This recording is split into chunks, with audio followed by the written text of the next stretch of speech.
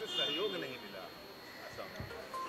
अब उसी का 2021 का आप भाषण निकाल के देख लें, जिसमें उन्होंने कहा केंद्र और राज्य सरकार दोनों मिलके नक्सल को बहुत पीछे ढकेल दिया। और मुझे कहने की ज़रूरत नहीं है, आप रिकॉर्ड निकाल के देख लें कि जो नक्सलियों के जो मुख्यालय हैं या कोर एरिया कहा जाए, वहाँ सारे कैंप हमारे शासनकाल में थे। दूसरा, अंदरूनी क्षेत्रों में सड़कें भी बनी और आम आदमी को जहाँ राशन कार्ड जॉब कार्ड नहीं मिल रहा था तो कैंप लगा के हम लोगों ने दिया। राशन दुकानें भी खोली जो कि नहीं मिल रहा था। गृह मंत्री जी खुद जाके चेक किए। अंदरूनी क्षेत्र में एक बार गए थे हमारे शासनकाल में कि ये राशन दुकान है, ये स्कूल है, तो स्कूल में पढ़ाई हो रही थी उसको भी देखे और राशन दुकान में जाके राशन की उपलब्धता भी उन्होंने चेक की। दूसरी महत्वपूर्ण बात यह है कि 600 गांव हम लोगों ने खाली कराए और उसी के साथ साथ जो वन अधिकार पट्टा है वो भी हम लोगों ने। तो इसके कारण से नक्सली सिमट के रह गया था बीजापुर और अबूझमाड़ के इलाके। तो ये तो रिकॉर्ड में है और खुद उसी शासन हमारे शासनकाल में केंद्र सरकार ने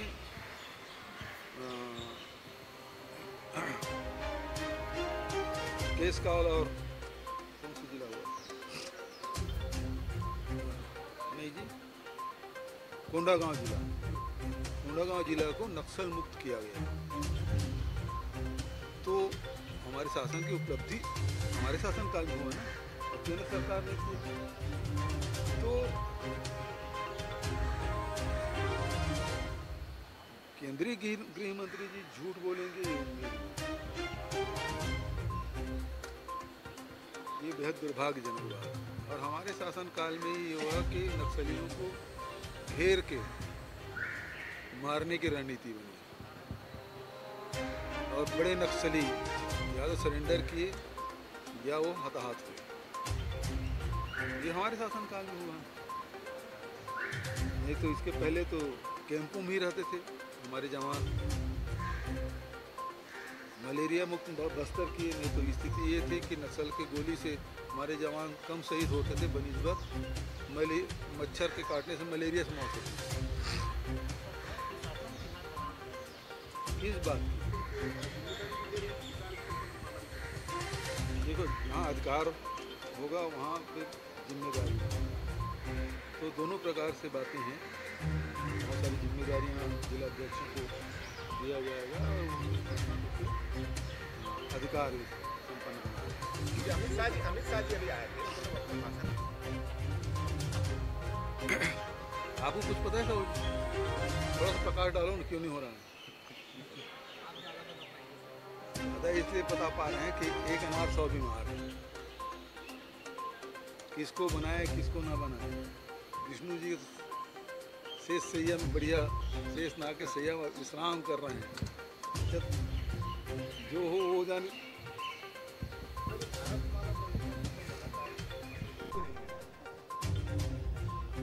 पाँच साल तक तुमने नहीं कहा। जब भूपेश बघेल जी मुख्यमंत्री की जवाबदारी संभाल रहे थे और ताम्रध्वज साहू जी गृह मंत्री के रूप में जिम्मेदारी संभाल रहे थे और केंद्र से मंत्री के रूप में अमित शाह जी आते थे, एक बयान उनका एक शब्द अगर ऐसा रहा हो, बल्कि मुझे तो याद है उन्होंने कहा कि हमको अच्छा सहयोग मिल रहा है और हम आगे बढ़ रहे हैं।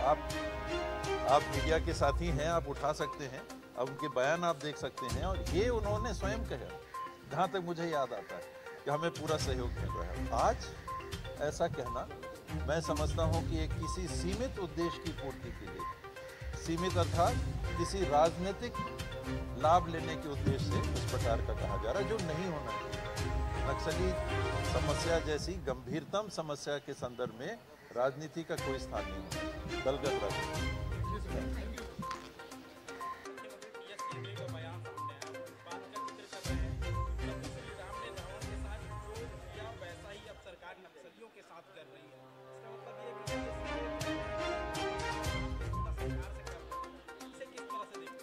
देखिए कौन किससे तुलना कर रहा है, अब उनसे पूछ लीजिए।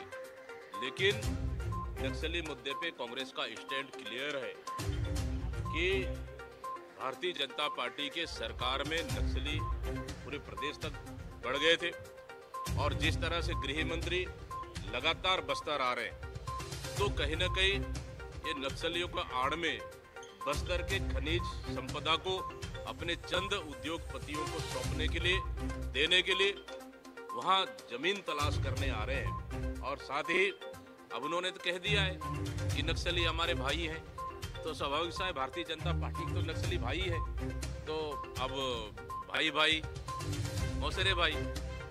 तो फिर हम पूछना चाहते हैं आखिर भाई का संबंध क्या है। हम तो शुरू से कहते रहे कि जब तक भारतीय जनता पार्टी की 15 साल के सरकार में रहे, यही भाई लोग तो राजधानी तक पहुंच गए थे और उसी भाई को ही गृह मंत्री जी सिलेंडर करने के लिए आह्वान करने गए थे। इसलिए भारतीय जनता पार्टी और नक्सलियों में कहीं न कहीं गहरा संबंध है।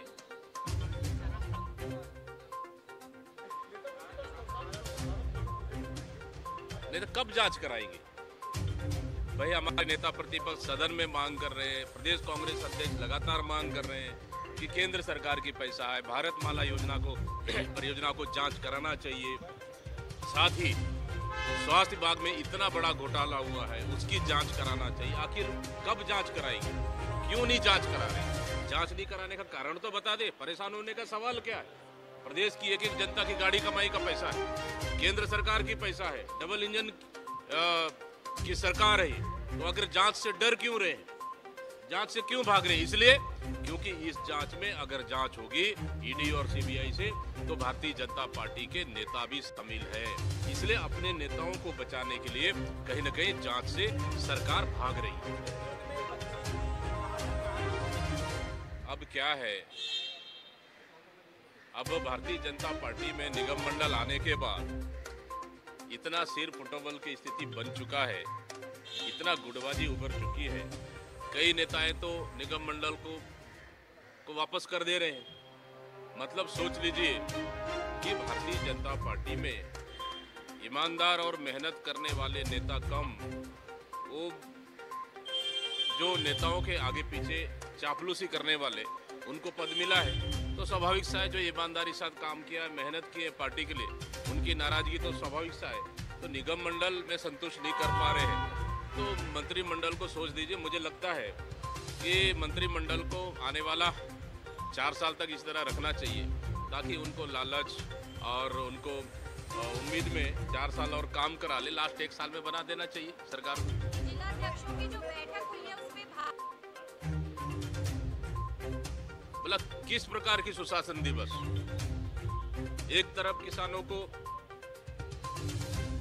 चप्पल से मारा जा रहा है, रूम कमरे बंद करके मारा जा रहा है, खुलेआम सड़कों में दादागिरी है, और जिस तरह से दुर्ग में एक बच्ची का कार में लाश मिल जाती है, पूरे प्रदेश में अराजकता का माहौल है। न सरकार के नियंत्रण में कानून व्यवस्था है, ना ही सरकार कौन चला रहा है पता नहीं, फिर किस तरह का सुशासन दिवस? मुझे लगता है ये सुशासन दिवस के नाम से भारतीय जनता पार्टी सिर्फ टाइम पास कर रही है, उसके सिवाय कुछ भी नहीं।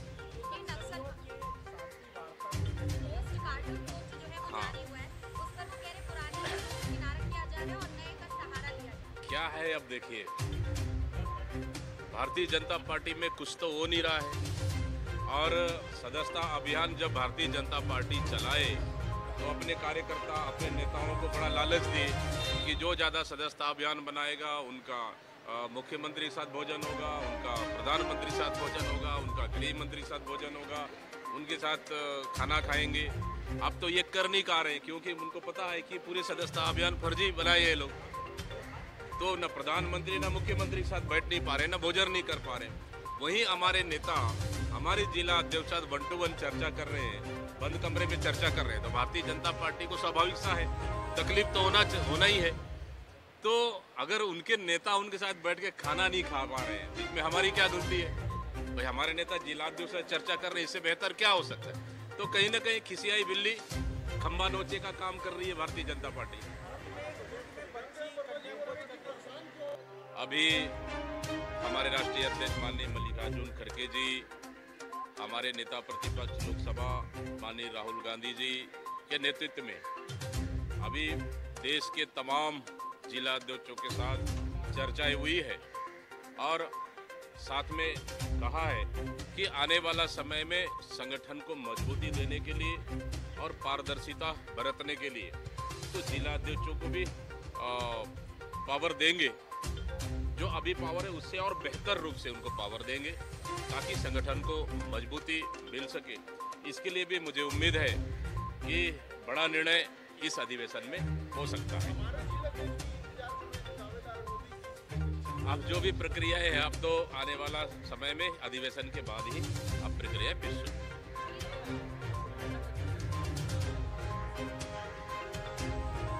आज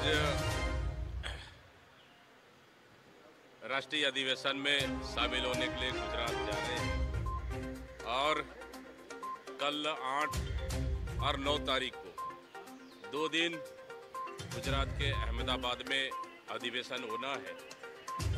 तो निश्चित रूप से इस समय उम्मीद है कि आने वाला जो हम लोग का 25 और 26 ये साल संगठन का साल है और संगठन की मजबूती के लिए संगठन की कार्य योजना 25 और 26 के लिए मुझे लगता है कि कुछ जिम्मेदारियां सौंपेंगे, कुछ टारगेट सौंपेंगे और कुछ महत्वपूर्ण निर्णय होगा। इसलिए हम लोग आज शामिल होने के लिए गुजरात अहमदाबाद के लिए रवाना हो रहे हैं।